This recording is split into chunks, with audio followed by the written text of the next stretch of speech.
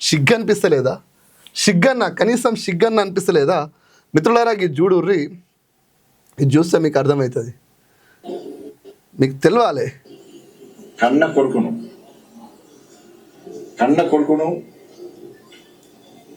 ఓ తండ్రి పోలీసులకు స్వయంగా అప్పగించినటువంటి సందర్భం ఏదైనా ఉందా? సిగ్గు అనిపిస్తలేదా సంజయ్? నీకు సమాధానం చెప్పేటోళ్ళు లేరనుకుంటున్నావా? తెలంగాణ అంతా పిచ్చోళ్ళు అనుకుంటున్నావా? ఏమంటున్నావు? కన్న కొడుకుని పోలీసులకి అప్పచెప్పిన తండ్రి వాడు ఉన్నాడా?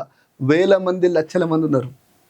కానీ ఆ కొడుకు పంటి, ఆ లుచ్చగాని పేరు పొంటి నా పేరు వాడకురని గాగా ఆర్డర్ తెచ్చుకున్న దరిద్రునివి నువ్వే. చరిత్రలో నిలిచిపోతావు నువ్వు. గది దాచిపెడితే తెలంగాణ ప్రజలు చూడరు అనుకుంటున్నావా? తెలియదు అనుకుంటున్నావా?